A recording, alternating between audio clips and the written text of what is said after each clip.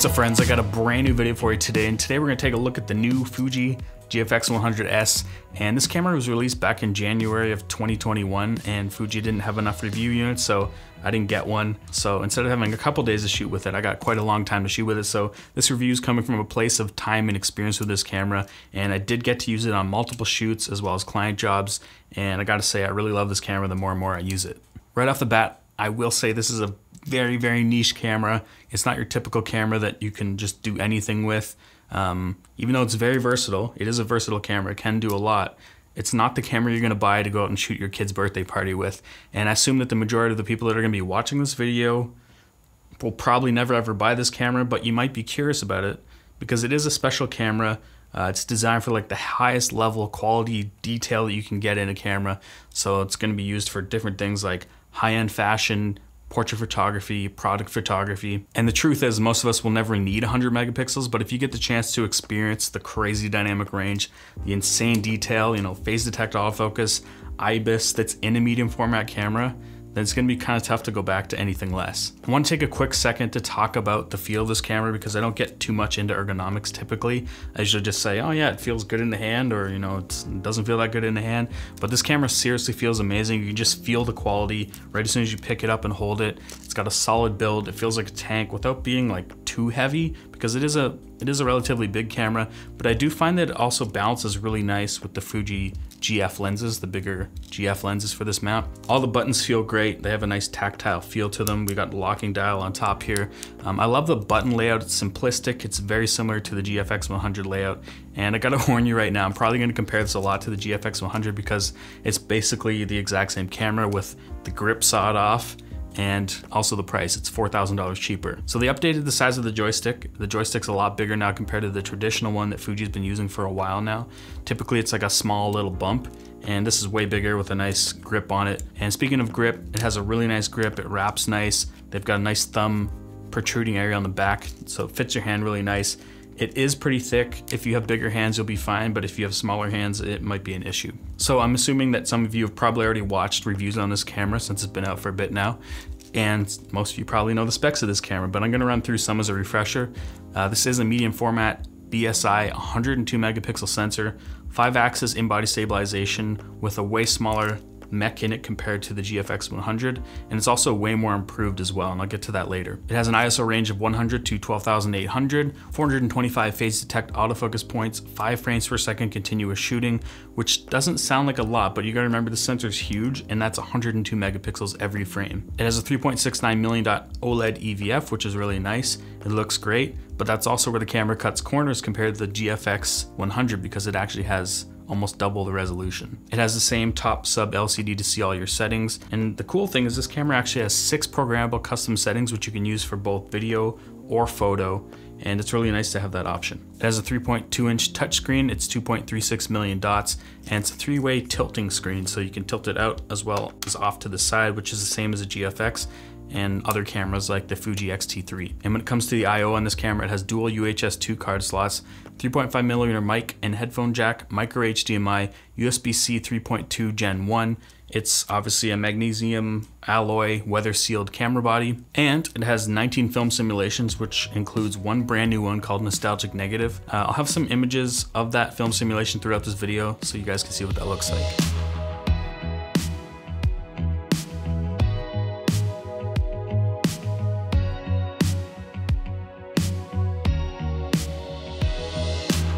So I want to talk about the autofocus because this has always been a polarizing topic for me with Fuji cameras. And I always feel like the processing and algorithms in Fuji cameras are pretty good, but that the lenses can't really keep up with that. And I found this is kind of the same issue with the GFX100S. It feels really slow. It has a tendency to hunt all over the place, even in photo and video, but it majorly just depends on the lens. Some are faster than others, which is kind of the same as the Fuji X system. So most of the portrait shoots, I tried to capture the screen to show IAF, and you guys can kind of see what I'm talking about. It pulses and has a hard time locking onto the eye. And I know that I'm spoiled by Sony's insane accurate autofocus system that I use typically. If I went back to using the single point autofocus using the joystick, I found it to be way more reliable. And that's totally okay because the autofocus in AFS, which is just single point, is actually really good. But as I said, when it comes to AFC, the continuous autofocus, that's where I had a lot of inconsistencies and a lot of issues no matter what autofocus custom settings I tried. Autofocus in video has the same inconsistencies as well. There's lots of times where it made no effort to focus at all. Like I'd take the camera and move from one object to the next and nothing would happen. And I'd turn up the sensitivity, the tracking sensitivity, and it didn't seem to make any changes at all, which is kind of odd. And I don't know if there's going to be some firmware updates to fix that. I also don't know how many people are actually buying this camera for video anyway, but it's something I obviously have to cover if I'm reviewing this camera. Of course, it has all the amazing film simulations I mentioned before that you can also use in video. It can do 10-bit 422 out of the HDMI, and Atomos actually just added firmware update to the Ninja that allows it to also do 12-bit RAW out of the HDMI, so that's ProRes RAW. Now, I briefly touched on the in-body stabilization of this camera, and it's really good. This is a fully new, redesigned, smaller mech that is found in the GFX100, and this is actually rated for 6 stops, and it also works with lenses with OIS, and I don't think that the GFX100 had that option, so it's pretty good. It's pretty smooth. I found it to have less jarring and jumpiness that I'm used to from Fuji's IBIS, and you have a couple of different options as well. So you can shoot with the standard IBIS, which is what most people will leave it in all the time, because it looks pretty natural, but there's also the option to use IBIS plus digital stab, which will crop in a bit, but it adds a bit of extra digital stabilization on top of it. I personally didn't notice a major difference between the stabilization settings. And then there's IBIS Boost, which is a stronger level of IBIS. This is more if you want to do some like static shots, something similar to a tripod and you're just holding it handheld. It's a really strong level of stabilization, but I wouldn't use it for anything like pans or moving around because it's going to look really robotic. Either way, it's great to see this technology being added to medium format cameras, especially one this small. So you have a few options of RAW recording in this camera. You can do lossless 16-bit or 14-bit RAW. You can do uncompressed 16-bit or 14-bit RAW. And you can also do compressed 16-bit or 14-bit RAW. Now, if you're concerned about file size between shooting uncompressed and lossless, I didn't notice any difference between the lossless and uncompressed, but I still shot uncompressed RAW 16-bit.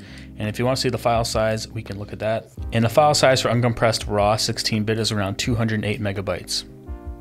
So obviously I've shown some amazing images throughout this review, and the level of detail and image quality from this camera is insane, but to really experience it, I'm going to zoom in here on the eye and just show you how much detail you can actually see. So I'm punched in here and you can see pigment of the eye, eyelashes, like eyebrows, and like all the skin texture. And I've already retouched this image and I'm seeing spots that I could actually fix up.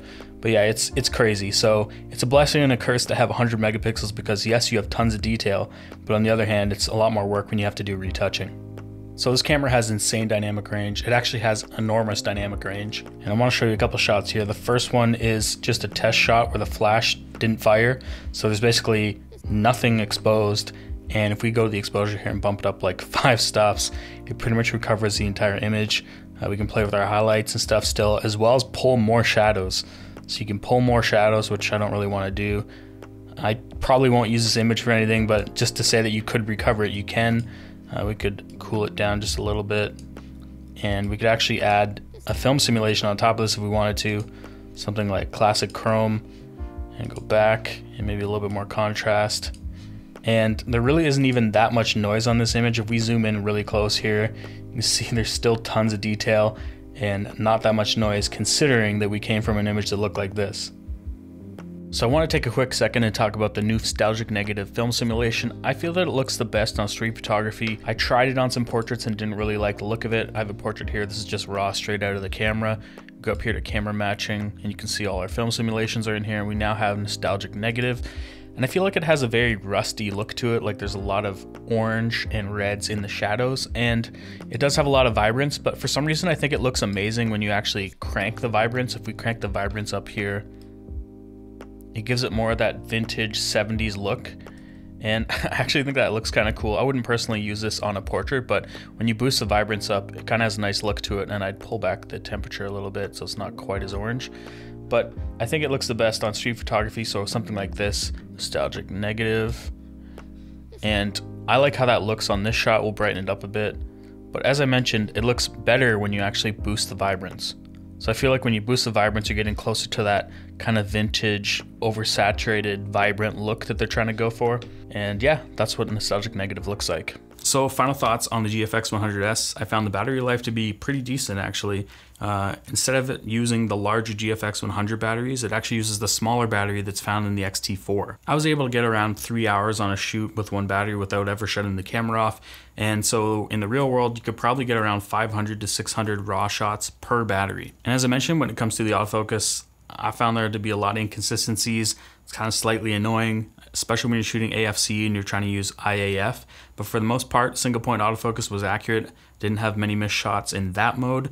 And you know, Fuji's good with improving things over time with firmware updates, so who knows, in a year, it could be amazing. I think that if you're working with high-end clients or agency jobs that require like the highest level of detail, then this camera is definitely for you. The price is relatively cheap when you compare it to other cameras, like the other competition in medium format cameras.